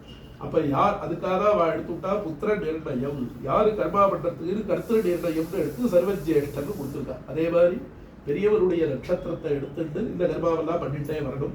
அவா நட்சத்திரம் ஜென்ம நட்சத்திரம் அன்னைக்கு பண்ணக்கூடாது. அப்படிங்கிறதுனால இந்த மூடவாசிகத்துக்கு சில கிழமைகள்லாம் கொடுத்துருக்கா. விபுஷ்கரம்னு நிறைய சொல்லிட்டே போறா. கர்மாவை பத்தி பேசிட்டே போனாலே நம்ம நிறைய பேசிட்டே போனா அத்தனை இருக்கு. 12வது நாள் சமிண்டீகரணம் ரொம்ப முக்கியமான ஸ்ராத்தம். அன்னைக்கு 15 ஏகோத்திஷ்ட மாசிக ஸ்ராத்தத்தை ஹிரண்ய ரூபமா பண்ணி அரிசி வாழைக்கெல்லாம் கொடுத்து நிறைய தானங்கள். இந்த தானங்கள்ல கிட்டத்தட்ட 200 தானம் சொல்லியிருக்கா. முதல்ல 200 தானம் பெயர் சாஸ்திரிகளுக்கு தெரியணும். மாந்தத்துக்கு 200 பேர் வரணும். ஒரே சமயத்துல நடக்கணும், ஒரே காலத்துல நடக்கணும். இத்தனையும் பார்த்தா நடக்குமான்னா சுகம்தான். அதனால நம்ம சுருக்கி மகரிஷிகள் நமக்காக எப்படி 12 மாசம் கழித்து பண்ண வேண்டிய சமிண்டீகரண ஸ்ராத்தத்தை 12வது நாளே நாம் பண்ணும்படி நமக்கு ஏற்பாடு பண்ணி கொடுத்துருக்கோம், விவஸ்தை பண்ணி கொடுத்துருக்கா. அதுக்கு பிரமாணங்கள்லாம் இருக்கு. சாதாரணமா அவ கொடுக்க மாட்டாங்க. ரிஷிகள் கொடுத்தானா வேத வாக்கிய பிரமாணத்தோடு தான் கொடுப்பா. வேதம் என்ன கேட்கறதுன்னா கஸ்ஸம்வத்ஸரம் ஜீவிஷ்யதி, கஹா சம்வத்ஸரம் ஜீவிஷ்யதி, யார் ஒருவன் நான் 1 வருஷ காலம் ஜீவித்துக் கொண்டிருப்பேன் அப்படின்னு சொல்ல முடியாது. கலியில ஆத்த விட்டு வரோம், புனரப்பி ஆத்துக்கு போய் சேர்றது நிச்சயம் இல்லை. காலம் இப்படி இருக்கிறதுனால அவன் என்ன பண்ணிட்டான்னா 12 மாசத்தை 12 நாளா சுருக்கி கொடுத்துட்டா. அதுக்கு ஒரு வாக்கியம் சம்வத்ஸர பிரதிபாவை ஒரு பிரதிபை மாதிரி பண்ணி ஒரு சம்வத்சரத்தை 12 ராத்திரி அனுஷ்டானம் பண்ணும்படி யாகத்துல கொடுத்துருக்கா. அந்த யாகத்தை தான் இங்கேயும் என்ன சொல்லுவானா பிதிரு வேதம்னு சொல்றதுதான் வழக்கம். வேதம்னு சொன்னாலே யாகம், அஸ்வவேதம் அப்படின்னு சொல்லுவா, பிரம்ம வேதம் அப்படின்னு சொல்லுவா. இந்த வேதம்னு சொன்னால் யாகம். அப்ப முதல் நாள் ஒருத்தர் காலமாயிட்டான்னு சொன்னாலே அவளுக்கு அதன் பிரகாரம் கர்மா நடக்கணும்னு சொன்னாலே ரொம்ப துர்லபமா. போனவா எதிர்வேதமா, பண்றவா எதிர்வேதமா, வண்டி விற்கிறவா எதிர்வேதமா, எல்லாம் ஒரே மாதிரி இருக்கா, இல்ல அவாருக்கு வேதம் சாமவேதமா இருக்காதா, இல்ல அச்சரவண வேதமா இருக்காதா, கர்மா எப்படி நடக்கிறது, இதெல்லாம் பார்க்காம மகரிஷிகள் என்ன சொல்லிட்டாருன்னா நீ தகனத்திலேயே பண்ணிடும், எந்த வேதத்துல வேண்டாலும் பண்ணிடும். இதை 11 நாள் யாரு தகனம் பண்றாரோ அவனே 11 நாள் வரைக்கும் பண்றது விசேஷம். 12வது நாள் புத்திரன் அப்பதான் வரா அப்படின்னா அவர் சில கர்மாவெல்லாம் பண்ணிட்டு 12வது நாள் கர்மாவை அப்புறம் பண்ணணும். அப்ப சவிண்டீகரணம் பண்ணும் பொழுது ஒரு பெரிய பிண்டத்தை பண்றது, திரேதாகரணமா பண்றது, 3 பாகமா கட் பண்ணி வேற உள்ள 3 பேரோட சேர்க்கிறது, இதுல நிறைய தானங்களை கொடுக்கிறது, வைத்தரணி கோதானந்து தொடங்கி பலதான பரியந்தம் நமக்கு யசாசக்தியா என்னென்ன தானங்கள் முடியுமோ அதெல்லாம் கொடுத்துட்டு வரும். அவளுக்கு போற மார்க்கத்துல பிரயாணம் பண்றதுக்கு 1 வருஷ காலம் ஆகும். மகாபாரதத்துல பகவான் சொல்றார் ஷடசீதி சஹஸ்ராணி யோஜனானாம் யுதிஷ்டிரா பாருஷஸ்ய லோகஸ்ய யமலோகஸ்ய சாவுத்தரம் அப்படின்னு சொல்றார். இந்த மனுஷ லோகத்துக்கும் யமலோகத்துக்கும் இந்த 86,000 யோஜனை தூரம் இருக்குப்பா. இந்த சரீரம் அந்த போய் சேரணும்னா பிரயாணம் பண்ணணும்னா 1 வருஷ காலம் ஆகும். போற மார்க்கத்துல ஒன்றுமே கிடைக்காது. உத்தரலிங்க கொடுத்தாதான் அங்க கிடைக்கும். இதப்பிரதான கிரஹ்ய முஷ்கில் லோகே பிரஜா உபஜீவந்தி அப்படின்னு வேதம் சொல்றது. இங்க கொடுத்தாதான் அவளுக்கு கிடைக்கும். அது மாத்திரம் இல்லை, அவா கொடுத்தாதான் நமக்கு கிடைக்கும். அமுத பிரதானம் மனுஷ்யா உபஜீவந்தி பரஸ்பரம் அப்படி ஏற்படுத்தி வச்சிருக்காரு பகவான். அப்படி விவசாயம் பண்ணிருக்காரு.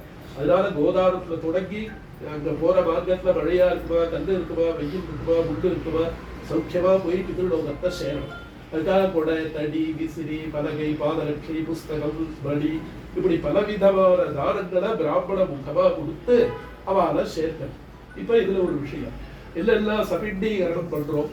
இப்ப முக்கியமான கர்த்தா பண்ணும் பொழுது எந்த ஒரு சிரமமும் வராது. முக்கியமான கர்த்தா இருக்கக்கூடிய ஊர்ல இருக்கக்கூடிய வாத்தியார் ஆத்து வாத்தியாரை வச்சு பண்ணும் பொழுது இந்த நஷ்டமே இருக்காது.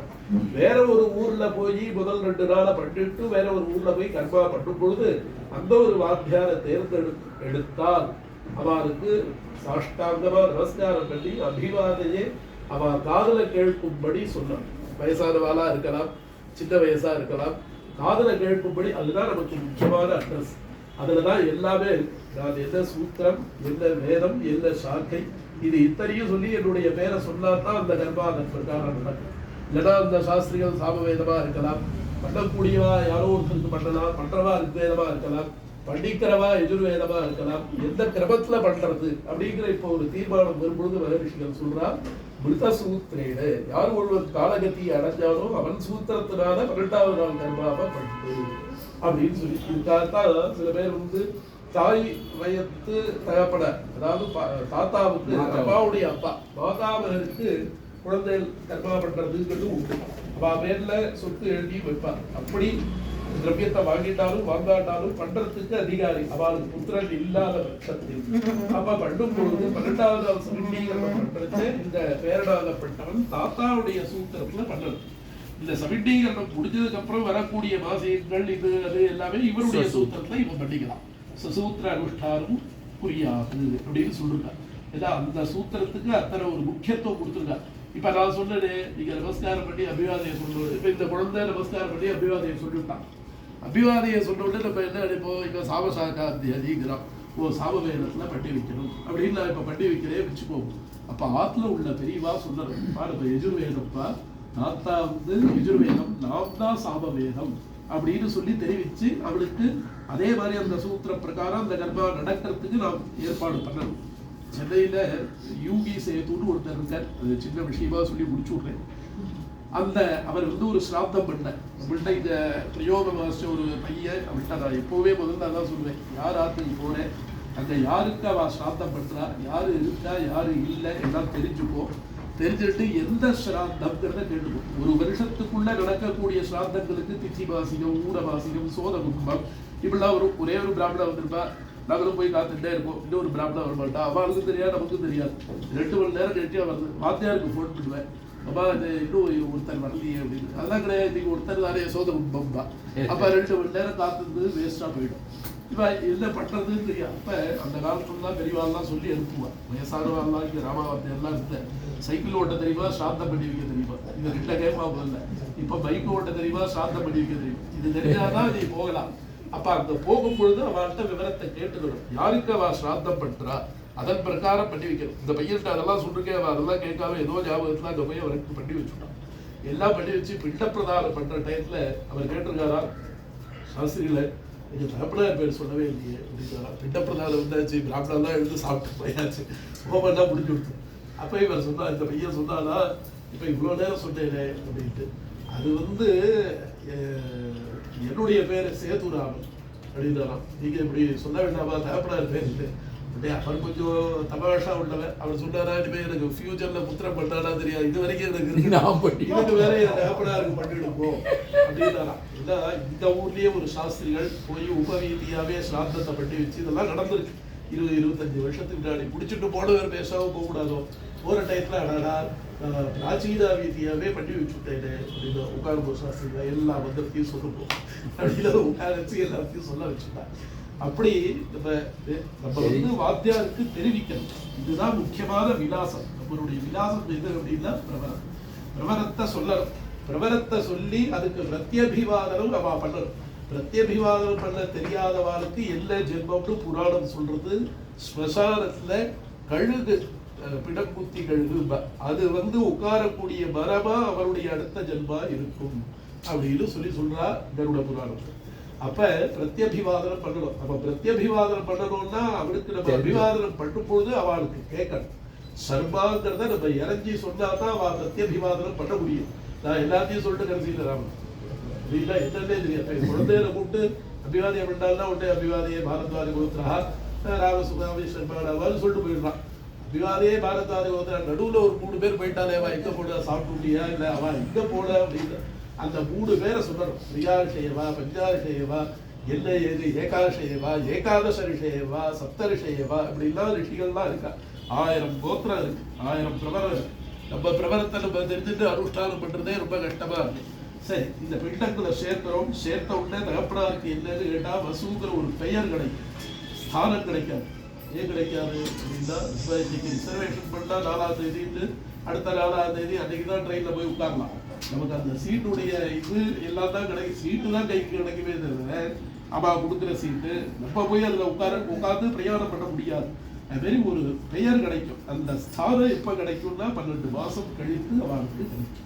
அந்த கடைசி திச்சி அடுத்த மாதம் தை மாதம் கிருஷ்ணபட்ச துவாதசி திச்சியில அவளுக்கு அந்த ஸ்தானம் கிடைக்கும். மாசி மாசத்துல பிரசவ ஸ்ராந்தம் ஆப்திகத்திலிருந்து தொடங்க போகும். இப்படியாக நாம் ஸ்ராந்தங்களை பண்ணணும். ஸ்ரத்தையா கிரியதே அதேன பித்ரியம் கர்ம இதி ஸ்ராத்தம். ஸ்ரத்தையா பண்ணணும் ஸ்ராத்த கர்மாவை. எந்த அளவுக்குன்னு கேட்டா ஸ்ராத்தம் பண்ணும்போது பிராமணருக்கு பரவாயில்வோம், அன்னம் போடுவோம். அன்னம் போடும்போது தட்டுல இருந்து கூட சப்தம் வரக்கூடாது. அந்த சப்தம் கூட பித்ருக்களுக்கு ஆகாது. அதனாலதான் ஸ்ராத்தம் தண்ணிக்கு பூஜையெல்லாம் ஸ்ராத்தம் முடிஞ்சு பண்ணுவோம். காரணம் என்னன்னா, பூஜைன்னு நம்ம ஆரம்பிச்சோம்னா தேவாதான் அப்படின்னு எடுத்த உடனே படி அடிக்கும். படி அடிச்சா சப்தம் கேட்கும். சப்தம் கேட்டா பித்ருக்கள்லாம் ஓடிடுவா. வேதம் சொல்ல தே பிதர பூர்வேத்யுராகச்சல். இன்னைக்கு எப்பாத்துல ஸ்ராத்தம்னு சொன்னாலே நேத்திக்கே பித்ருக்கள்லாம் வந்து காத்துட்டு இருக்கா. அதனால ஸ்ரத்தையா பண்ணணும். வாயச பிண்டம்னு பிராமண போஜனம் பாடுறதுக்கு அப்புறம் நம்ம வைப்போம். அந்த பிண்டத்துக்கு வாயச பிண்டம்னு பெயர். இந்த காலத்து குழந்தைகள் தவறுதலா காதுல வாங்கிட்டு வாயச பிண்டம்னு நினைச்சு பிண்டத்துல ஒரு சொட்டு பாயசத்தையும் விட்டு கொண்டு வரா. வாயசம்னா காக்கைக்கு பெயர். காக்கைக்கு பிண்டம் வைக்கணும்னா நம்ம 20ஆம் மாடியில் உட்காந்தா காக்கா வராது, நம்ம லிஃப்ட்ல போயிடுவோம். அது எப்படி வரும் அப்படின்னா, அப்ப பக்ஷி ரூபமா அந்த பிண்டத்தை வைக்கிறதுன்னு வச்சுக்கணும். நேற்று வரைக்கும் வாழ்க்கா கர்மாவெல்லாம் பண்ணிருக்கோம். அது சேர்த்ததுக்கு அப்புறம் ஒவ்வொரு ஸ்தானம் ஒவ்வொருத்தருக்கு கிடைக்கும். வசு, ருத்ரன், ஆதித்யம், ஆதித்ய ஸ்தானத்தில் உள்ளவர் பித்ருலோகாது சொர்க்கலோகம் தெரிச்சதா. இப்ப நேற்று வரைக்கும் வாங்க பண்ணிட்டோம். இன்னைக்கு பண்றது நமக்காக. இது கிரகத்துல ஒரு சுத்தி வேணும். மேற்கொண்டு சோபரமான காரியம் ஏதோ சுவாமிக்கே பூஜை பண்ணோம்னாலும் கிரகம் சுத்தி ஆகும். முதல் நாள் சரீரத்தை வச்சுட்டு இருந்தோம். அதனால கிரகத்துல ஒரு யஜ்யம் பண்ணணும். 12 நாளா வெளியில பண்ணிட்டோம். அது யஜ்யம் என்ன யஜ்யம் பண்றது? ஆயுஷ் யஜ்யமா, கணபதி யஜ்யமா, எல்லாமே யஜ்யம் தான். என்ன யஜ்யம் பண்றதுன்னா அதிக மகர்ஷிகள் கிரக உத்தேசமா பண்ணுவோம் அப்படின்ட்டா நவகிரகத்துக்கு பண்றது.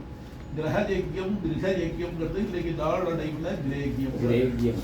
அது மாதிரி சோபன திரவியங்கள் கர்த்தாவாகப்பட்டவா எப்படின்னா இந்த 10 நாளைக்கு இருக்கணும். நீதி சமயத்துல இப்படிதான் இருக்கக்கூடாதுங்கிறது இந்த 10 நாள்ல தெரிஞ்சுக்கணும். சாதாரண சமயத்துல இப்படிதான் இருக்கக்கூடாது. எப்படிதான் இருக்கக்கூடாது? ஈரவஸ்தத்தோட இருக்கக்கூடாது. தலையை விரிச்சு போட்டுட்டு இருக்கக்கூடாது. நெத்திக்கு இட்டுக்காம இருக்கக்கூடாது. பால் நெத்தியா இருக்காதே போய் இட்டுக்கோம்பா பெரியவாங்க அந்த காலத்துல உடனே போய் இட்டுருவான். இப்ப குழந்தைகள் காரணம் கேட்குது. எட்டுக்கிறேன் என்ன காரணம் சொல்லுது? காரணம் சொன்னதில்லை. காரணம் சூச்சனம். அவெல்லாம் பெரியவாள்லாம் சொன்னா பயம் இருக்கும், பக்தி இருக்கும், ரெண்டும் இருக்கு. இப்பவும் இருக்கு, அது வேற விதமா இருக்கு. அதனால அவள்கிட்ட நம்ம கேட்டுட்டு இதெல்லாம் தான் காரணம். காலை முட்டி போட்டு உட்காராதே, சாதத்தை உருட்டி சாப்பிடாது. இந்த 32 கமல ஆகுத்தின்னு உருட்டி கொடுப்பாதான். காலை முட்டு குத்திட்டு பிண்டம் கொடுக்கணும். பித்ருஸ்தானத்துக்கு வரும்பொழுது இடது கால முட்டி போட்டுக்கணும். தேவதைகளுக்கு விஸ்வதேவனுக்கு பண்ணும்போது வலது கால முட்டி போட்டுக்கணும். இப்படியா மாத்தி ஸ்ராத்தங்களை பண்ணிட்டு வரும். உபவீதியாகவும், பிராச்சீனா வீதியாகவும், அக்ஷதையாகவும், எள்ளாகவும் இப்படியா ஸ்ராத்தங்கள் எல்லாம் பண்ணிட்டே வரணும். ஸ்ராத்தங்களை 4-5 விதமா சொல்லிருக்கா. பிரசமமா பண்ணக்கூடியது ஹோமம். பார்வடம்னு சொன்னா பார்வட ஹோம விதானம். பார்வடம் சொன்னா 3 குருஷால உத்தேசம் பண்ணி பண்ணக்கூடிய ஸ்ராத்தம் இதுவே பண்ண போறோம். பித்ரு, பிதாமக, பிரபிதாமக. இதுவே அந்த 4வது ஸ்தானத்துல உள்ளவர் இங்க வரமாட்டார். தேவப்படாத 3 பேரை சொல்லி ஸ்ராத்தம் பண்ண வேண்டியது.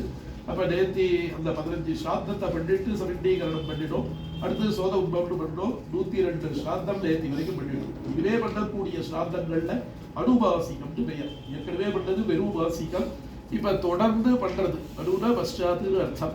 மேற்கொண்டு அனுஜன்னு சொல்லுவார். ராமானுஜன்னு லட்சுமணர் சொல்லுவது. அனு ஜாயதே அனுஜான்னு சொல்லுவார். அவர் பின்னாடி பிறந்தவர். அதனால பின்னாடி இந்த ஸ்ராத்தங்களை பார்வடமா பண்ண போறோம். இப்படியாக ஒரு வருஷகாலம் அனுஷ்டானம் பண்ணோம். வாத்தியார் எழுதி கொடுப்பார். இத்தனை நேரம் அவர் என்னை எத்தனை வச்சிட்டாரு தெரியாது. 2 தடவை தான் நாங்கள் கடிச்சுட்டேன். அதனால நிறைய டைம் எடுத்து விட்டேன். நல்ல விஷயங்கள் எல்லாம் எடுத்துக்கோங்க. மீதி அனாவசியமா பேசியிருந்தா அதெல்லாம் மறந்துருக்கோன்னு பிரார்த்தனை பண்ணிக்கிறோம். இன்னைக்கு இந்த சுபஸ்வீகாரம்னு கொடுத்துருப்பா. 10 நாள் 12 நாளைக்கு கண்ணாடியில முகம் பார்க்கப்படாது, நெத்திக்கு இருக்கக்கூடாது, சீப்பால தலை வாரக்கூடாது அப்படிங்கிறதெல்லாம் சொல்லியிருக்கா. அந்த மங்கள திரவியங்களை பிராமண முகமா நம்ம வாங்கிக்க வேண்டியது. அவ மூலமா மந்திரம் சொல்லி வாங்கிக்க வேண்டியது. அதனால சுபஸ்வீகாரம், சோபன திரவியத்தை ஸ்வீகாரம் பண்ணிக்கிறது சுபஸ்வீகாரம்னு பெயர். இன்னைக்கு கோவில்ல போய் ஒரு அர்ச்சனை பண்ணிட்டு வந்துட்டோம். 1 வருஷ காலத்துக்கு மலமேல ஏறி கோவில்ல தரிசனம் பண்ணக்கூடாது. சபரியோ, பழனியோ, திருப்பதியோ இப்படிதான் எல்லாம் அந்த மதம் இருந்து வரலாம்னா இருப்பா. நமக்கு பூர்ண சுத்தி இன்னும் கிடைக்கல. பித்ருதீட்சைன்னு இப்பதான் தொடங்குறது. 1 வருஷ காலம் இருந்துட்டு இருக்கோம். அதனால நாம் அனுஷ்டானம் பண்றதுனால நாம் சூச்சனம் அபாடமுக்கு சூச்சனம் பண்ணுவார். ஒரு ட்ரெஸ் சன்னியாசி வரான்னா ஒரு வஸ்திரம் கட்டிட்டு இருப்பார், காட்டாய வஸ்திரம்.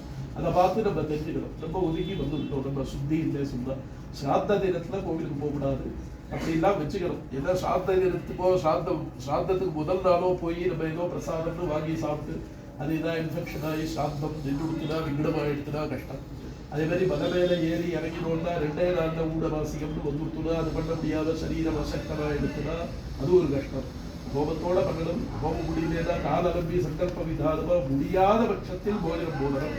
அதுவும் முடியலன்னா அரிசி வாழைக்காய் கொடுக்கணும். ஏதோ ஒரு விதத்துல அந்தந்த நிச்சயில ஸ்ராத்தத்தை பண்ணணும். ஸ்ராத்தம் பண்ணலைன்னு சொன்னா ஏதோ ஒரு காரணம் இருக்கணும். அந்த கிரகத்துல ஒரு விருத்தியோ அथवा ஆசௌச்சமோ ஏதாவது ஏற்பட்டால்தான் ஸ்ராத்தம் விக்னமாகுமே தவிர மிச்சபடி ஸ்ராத்தம் நடந்துட்டே இருக்கும். அப்படி விக்னம் வரும்பொழுது என்ன பண்றதுன்னு வாத்தியார்ட்ட கேட்டுட்டு தெரிஞ்சு அதெல்லாம் அனுஷ்டானம் பண்ணிட்டு வரணும். இத்தனை நாளா பண்ணி கொடுத்துருக்கார். அவருக்கு ஒரு கிருதஜதையை சொல்லிட்டு மேற்கொண்டு இத்தனை வைதிகால பெரிய ஆஜுண்டா நிறைய உபன்யாசம் பண்ணியிருக்கார். அவருக்கு நேரா நிஜமாவே சொல்றேன், அவருக்கு நேரா ஏதோ சொல்றதுக்கு நான் பயந்துட்டே தான் சொன்னேன். மற்றவட்டியே நான் கேட்டேன், அவரையே சொல்லுன்னு தான் சொன்னேன். ஏன்னா அத்தனை அபியாசம் உள்ளவா. நாங்கெல்லாம் சாதாரணமா கிரமாந்தம் அத்தியனம் பண்ணவா. அவெல்லாம் கிரமாந்தம் மாத்திரம் இல்லை, அதுக்கு மேற்கொண்டு சாஸ்திரங்கள்லாம் வாசிக்கலாம். சம்ஸ்கிருதத்துல சரளமா பேசக்கூடியவா, எல்லாமே சொல்லி கொடுத்த பாடசாலை அத்தியாபகரா இருந்திருக்க, எல்லா விதத்திலையும் அவர் இன்னைக்கு நம்ம பாத்துக்கு வந்திருக்காருன்னு சொன்னா நம்ம வேப்பனாருடைய ஒரு புண்ணியம்னு சொல்லணும். அதே மாதிரி நீங்கெல்லாம் பண்ணின புண்ணியம், எல்லாரும் க்ஷேமமா இருக்க வேண்டியது. இன்னைக்கு இதெல்லாம் பண்ணிட்டோம். சாயங்காலம் கோவில்ல போய் ஒரு அர்ச்சனை பண்ணிட்டு வந்துருப்போம். வாத்தியார் எப்படி எனக்கு இப்ப பண்ணிட்டு இருக்காரோ அதே மாதிரி. அனித்யாதி சரீராணி விபவோ நைவ சாஸ்வதா நித்தியம் சல்லிஹிதோ மிருத்யு கர்த்தவ்யோ தர்ம சங்கிரஹா அப்படின்னு சொல்றா. இந்த சரீரம் அனித்தியம், நித்தியம் கிடையாது, நித்தியம் நினைச்சுட்டு இருக்கோம். நித்தியம் தெய்வ சாஸ்வதா விபவா, காரணம் சாஸ்வதம் இல்லை. நித்தியம் சல்லிஹிதோ மிருத்யு, எல்லோரிடத்திலும் மிருத்யுவாகப்பட்டவன் எப்பொழுதுமே இருக்கான். யாருக்கு எப்ப மிருத்யுங்கிறது தெரியாது. கர்த்தவியோ தர்ம சங்கிரஹா, தர்ம காரியங்களை நிறைய என்னென்ன உண்டோ அதை பண்ணிட்டே வரணும். அதனால்தான் இவாளெல்லாம் புரோஹிதான்னு பெயர். பூர்வமேவ ஹிதத்தை எடுத்து சொல்றவா. இப்போ சாந்தத்தை பண்ணு, நீங்க நல்லா சாந்தம் வந்ததுன்னா ஆத்துல ஏதோ முகூர்த்தம் பார்க்கணும்னா சாஸ்திரிகள் தான் கொடுப்பா விஞ்ஞானத்தை. அவரும் பார்த்துட்டு இந்த மாதம் சாந்தம் இல்லைடா, இந்த மாதம் பண்ணக்கூடாது, அடுத்த மாதம் கல்யாணம் வச்சுக்கோ அப்படின்னு சொன்ன காலம் தான் போயிடுத்தோம். இப்போ என்ன பண்றான்னா, போற இடத்துல ஏதோ ஒரு பஞ்சாயத்தை வச்சு அவ ஜோதிஷாண்ட கேட்டு ஏதோ முகூர்த்தத்தை பார்த்துட்டு விடுறா. முகூர்த்தத்தை அன்னைக்கு சாந்தம் வருது, சாந்தத்தை விடுறதா முகூர்த்தத்தை விடுறதா என்ன பண்றது தெரியல. எதை விடணும்னா நியாயமா பார்த்தா முகூர்த்தத்தை தான் விடணும், சாத்தத்தை விடப்படாது. ஸ்ராத்தம் அத்தனை ஒரு முக்கியம். பெரியவாள்லயே யாராவது ஒருத்தர் பண்ணாம விட்டாலும் அந்த தோஷம் நம்மளை சேரும். நாம் விடாம பண்ணிட்டு இருந்தாலும் ஏதோ ஒரு சிரமம் நமக்கு இருந்துட்டு இருக்கு அப்படின்னா, ராமேஸ்வரம் போகோ, திலஹோம் பண்ணுகோ, பிரதிவாசனம் பண்ணுகோ, சேதுஸ்காரம் பண்ணுகோ, பரிகாரத்தை சொல்றான். அந்த பரிகாரம் இல்லாமல் இருக்கணும்னு சொன்னா ஸ்ராத்தானுஷ்டானம் முக்கியமா பண்ணும். தேவதைகள் இருக்கிற இடத்துல பித்திருக்களும் இருக்கா, பித்திருக்கள் இருக்கிற இடத்துல தேவதைகள் இருக்கா. தேவாக பிதரா பிதரோ தேவாக அப்படின்னு வேதமே சொல்றது. அதனாலதான் தீர்த்த ஸ்ராத்தம். பாத்துல வருஷத்திற்கு வருதா, வேப்படா இல்லையா, உடனே நீ தர்ப்பணத்தை பண்ணு. விஷு தர்ப்பணம், துலா விஷு வந்துதா தர்ப்பணத்தை பண்ணு. சங்கராந்தி வரதா, உத்தராயணம் புண்ணியகாலம் பொங்கப்பாட வைக்கலாமா, முதல்ல தர்ப்பணத்தை பண்ணு. கிரகணம் துப்து நிறைய கிரகணம் தான் ஒரு 200 கால் வர்றது சாஸ்திரிகாலம். இல்ல காரணம்னு கேட்டா யாராவது தர்ப்பணத்தை பத்தி கேட்பாலா பார்த்தாலும் எடுத்த உடனே எல்லாரும் எத்தனை மணி வரைக்கும் சாப்பிடலாம், எத்தனை மணி வரைக்கும்னா கால அவதி புரியல இல்லை. அப்ப நாம் அனுஷ்டானங்கள் அந்த கிரகணத்துல பண்ணக்கூடியதை கிரகணத்துல பண்ணிடணும். கிரகணம் முடிஞ்ச உடனே ஸ்நானம் பண்ணினா உடனே பண்ணணும். கிரகண சமயத்துல தர்ப்பணம் பண்ணினா அப்ப பண்ணினாதான் பலனே தவிர ராத்திரி கிரகணம் ஏற்பட்டு காலையில நம்ம தர்ப்பணம் பண்ணா பிரயோஜனம் நிஷ்பிரயோஜனம். அதனால கிரகணம் வந்தாலும் தர்ப்பணம் பண்ணணும். தீபாவளி வந்துட்டு அப்படின்னா கொண்டாடலாமன்னா தர்ப்பணம் பண்றவாளா இருந்தா தர்ப்பணம் பண்ணியாடும். காலையில நரக சதுர்தசி இருக்குமே தவிர வித்யாரும் அமாவாசை வந்துட்டு தான் தர்ப்பண தினம் போட்டுவா, சர்வ அமாவாசைன்னு போட்டுவா. உடனே அன்னைக்கு தர்ப்பணம் பண்ணியாடும். என்னைக்கு நம்ம விசேஷங்கள் அடைக்கிறோமோ அன்னைக்குலாம் தர்ப்பணம். அத்தனை எதுக்கு பார்த்து குழந்தைகளுக்கு கூட கொண்டோம், கல்யாணம் பண்ணோம், உடனே நாந்தி சாந்தம். கிரகம் கொண்டு பிரவேசம் பண்ணலாம், அங்க வா நாந்தி சாந்தம். புகுசோட பண்ணோம் நாந்தி சாந்தம், சீவந்தம் பண்ணோம் நாந்தி சாந்தம். பொதுவா யாருக்கா ஒரு காரியம் பண்ணலாம், ஒரு தடாகம் வெட்டலாம், குளம் வெட்டலாம், நாந்தி சாந்தம் பண்ணு. இப்படி எல்லாத்துக்கும் பிதற்கள் எல்லா இடத்துலயும் அந்த சோபன ரூபமா இருக்கா. பிதற்களை தியானம் பண்ணாலும் இந்த நிர்வாகியும் பண்ணக்கூடாது அப்படிங்கிறது தெரிகிறது. பாரத்வார குலே சஞ்சாத பாரத்வார குலே ஜாதா சிதம்பரேஸ்வரோ விப்ரஹா புத்ரி புத்திர பரிவாரை அன்பித ஸ்வகிரஹே வசத்து. பாரத்வார கோத்திரத்தில் ஜனனம் செய்தவர் சிதம்பரேஸ்வர சர்மா என்ற விப்ர தன்னுடைய புத்திர புத்திரி பரிவாரங்களுடன் கிரகத்தில் வசித்துக் கொண்டிருந்தார். ரோதி நாமாக்கியே வருஷேஸ்மில் நஜரே தூத்தரே சாயம். அதாவது குரோதிநாம வருஷம் என்ற இந்த வருஷத்தில் அஜரே தூத்தரே சாயம், உத்தராயணத்துல சாயங்காலத்துல கும்பமாசே கிருஷ்ணபக்ஷே, அதாவது கும்பமாசம்னு சொல்லக்கூடிய மாசி மாதத்தில் கிருஷ்ணபக்ஷத்தில் துவாதசியாம் சனிவாசரே, சனிக்கிழமையில் துவாதசி என்ற திதியில் புத்திராதி தத்தம் கங்காபா பீத்வாதான் அனுகிரஹ்யதா இகலோகம் பரித்தியஜ்ய புண்ணியலோகம் சுகத்யஜோ. கடைசி சமயத்தில் புத்திரர்கள் மித்திரர்கள் பந்துக்கள் எல்லோருமே ஜலம் கொடுத்ததா கங்கா ஜலம், அதை பிராசனம் பண்ணி இந்த லோகத்தை விட்டு புண்ணிய லோகத்தை சுத்தமாக அடைகிறார் அப்படின்னு சொல்லி எழுதியிருக்கோம். புத்திரனா இருந்தா கர்மா பண்றதுக்கு அதிகாரி, புத்திரனா இருந்தா கர்மா பண்றதுக்கு அதிகாரி, புத்திரியா இருந்தா 10 நாளைக்கு பிண்டங்கள்லாம் பண்ணி தரலாம், பேரனா இருந்தா முதல் நாள் தீப்பந்தம் பிடிக்கணும், பேத்தியா இருந்தா அப்பம் பொரியெல்லாம் பண்ணி வைக்கணும், நாட்டு பெண்ணா இருந்தான்னா தட்சிணை கொடுக்கும்போது தீர்ச்சம் விட்டு கொடுக்கணும்னு வாமன அவதாரத்துல மகாபலி மூலமா பகவான் தெரிவித்த விஷயம். அதன் பிரகாரம் நல்ல சந்திருப்தி அடைந்து நல்ல சந்திரியை அடைகிறார் அப்படின்னு எழுதியிருக்கோம். லோகாந்தர சுகம் புண்ணியம் தபோதான சமுத்பவம் சந்ததி வம்சவிருத்தியாகி பரத்ரேயச்ச சரணே அப்படின்னு சொல்லி ரகுவம்சத்துல ஒரு விசேஷமான ஸ்லோகம் காளிதாசன் எழுதியிருக்காங்க. அதாவது லோகாந்தர சுகம் புண்ணியம். நமக்கு பாரலோகத்துல சுகம் வேணும்னு சொன்னா இங்க நாம் தபோதானம் இதெல்லாம் பண்ணி சேர்த்துக்கணும். சேர்த்தால் நமக்கு அங்க சுகம் கிடைக்கும். சர்மனேன்னு சொல்றார். பரத்ரேகச்ச, இங்கேயும் கிடைக்கும் அங்கேயும் கிடைக்கும். சந்ததி வம்ச விருத்தியாகி, மேற்கொண்டு சந்ததிகள் அபிவிருத்தி ஆகிட்டே இருந்தால் நமக்கு அவருடைய அனுகிரகம் இருந்துட்டே இருக்குன்னு அர்த்தம். நாம் விடாமல் ஸ்ராத்தங்களை பண்ணிட்டு வரணும். புத்திராதிகிருத கர்மாதீஹி பௌத்ரியாதிகிருத பக்ஷ்யகைஹி புத்திரியாதிகிருத பிண்டாதி சந்திருப்த பிராப சத்யதி. நல்ல சத்யத்தை அடைந்து எல்லோரையும் அனுகிரகம் பண்ணட்டும். ஏவம் பூதோ திஜவரஹா புண்ணியலோகே திரவசன்னு ஸ்வபுத்திர புத்திரி வந்தாதி அனுகிரகாது சர்வதா. இப்பேற்பட்ட திஜோத்தர புண்ணியலோகத்தில் நீண்ட காலம் இருந்து கொண்டு தன்னுடைய புத்திரன் புத்திரி பரிவாரங்களை சதா சர்வதா அனுகிரகம் பண்ணட்டும். மங்களம் கோசலேந்திராஜே சக்கரவர்த்தி தனூஜாத சார்வபௌமாய மங்களம். பாரத்வாஜ கோத்திரத்தில் நிரணம் செய்தவர் சிதம்பரேஸ்வர சர்மா என்ற மித்திரர் விரோதி வருஷம் சுவாசி மாதம் கிருஷ்ணபக்ஷம் துவாதசி திதியில் பிரம்மபதத்தை அடைந்தார். சுபம் பூங்கா.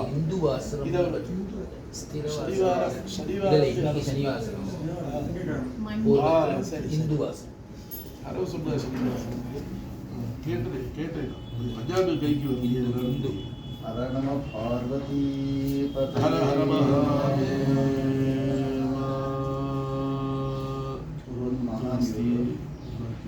அவரை வச்சு சொல்றது ரொம்ப கஷ்டம். அது வந்து பாலுவாதம் இருக்குதா வேறு யாருக்கும் சான்ஸ் இல்லை. அந்த அளவுக்கு அவரை வச்சு பேசணும்னா ஒரு வித்தியை இருக்கணும் இல்லையா?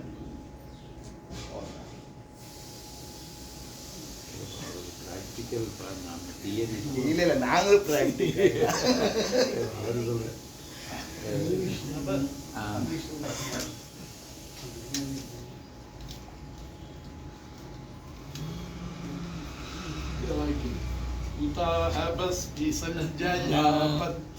मे श्लोक उत्तमः सिद्धिरस्तु. ரொம்ப அழகா சொன்னார். எல்லாமே எதையும் விடலை.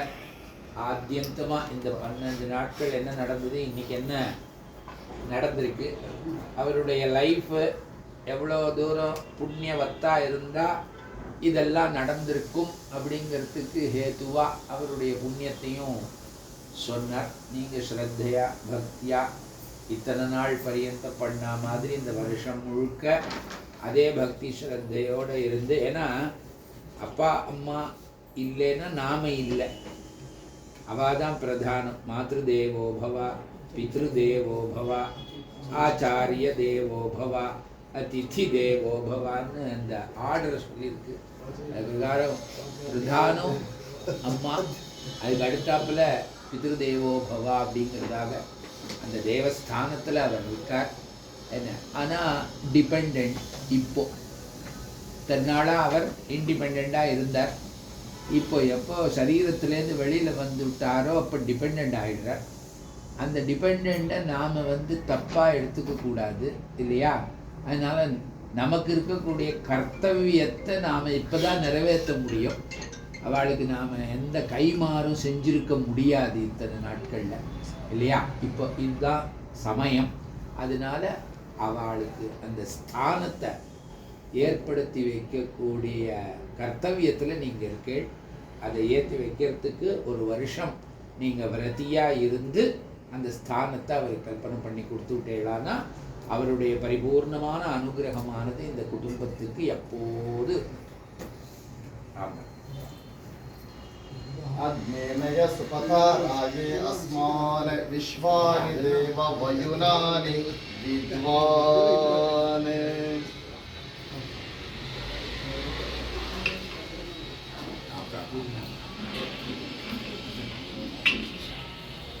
Nah.